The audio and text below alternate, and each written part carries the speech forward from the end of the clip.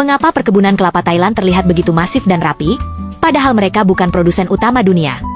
Di tengah lahan yang tidak terlalu luas, Thailand justru mampu menunjukkan kekuatan besar lewat cara bertani yang cerdas dan terorganisir.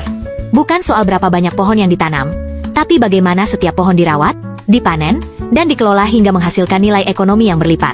Di saat negara lain sibuk mengejar kuantitas, Thailand fokus mengubah kelapa biasa menjadi komoditas premium yang diburu pasar dunia. Bagaimana mereka melakukannya? Inilah kisahnya. Setiap tahun, petani di Thailand memanen ribuan ton kelapa segar dengan cara yang sudah diwariskan dari generasi ke generasi. Sejak lama, Thailand dikenal sebagai negeri agraris yang sangat mengandalkan irigasi alami. Mereka membangun jaringan kanal yang bukan hanya mengairi lahan, tapi juga menjadi jalur transportasi di tengah perkebunan. Cara ini bukan cuma hemat biaya, tapi juga efektif menjaga pohon tetap subur, bahkan di musim kemarau. Saat musim panen tiba, para pekerja cukup menggunakan bambu panjang dengan sabit di ujungnya untuk memotong tandan kelapa. Kelapa yang jatuh langsung ke air kemudian diikat dalam untayan panjang dan dialirkan lewat kanal menuju tempat pengumpulan. Teknik sederhana ini membuat proses panen lebih cepat, hemat tenaga, dan efisien.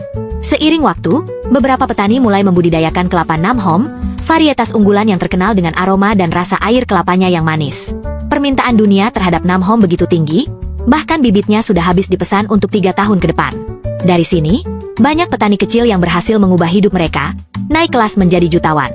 Fakta menariknya, Thailand sebenarnya hanya produsen kelapa terbesar ke-6 di dunia, jauh di bawah Indonesia. Tapi lewat strategi fokus ke produk premium, mereka mampu bersaing di pasar ekspor bernilai tinggi. Di saat sebagian besar kelapa Indonesia masih diekspor dalam bentuk mentah, Thailand sudah menjual air kelapa mereka dalam kemasan elegan ke hotel dan supermarket internasional. Menariknya lagi, petani kelapa di Thailand sebagian besar tergabung dalam koperasi atau kelompok tani. Mereka secara rutin mendapatkan pelatihan tentang teknik budidaya, manajemen hasil panen, hingga pengolahan produk turunan seperti air kelapa, minyak kelapa, dan produk olahan lainnya. Koperasi ini juga membantu dalam negosiasi harga, sertifikasi produk, hingga memperluas akses pasar ekspor. Dengan sistem yang terorganisir ini, posisi tawar petani lebih kuat, dan kualitas produk lebih terjaga.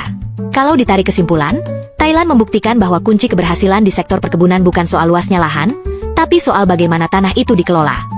Mereka berhasil menjaga keseimbangan antara kearifan lokal, inovasi teknologi, dan adaptasi terhadap tuntutan pasar global. Sebuah pelajaran penting. Maju itu bukan soal siapa yang paling besar, tapi siapa yang paling siap berubah.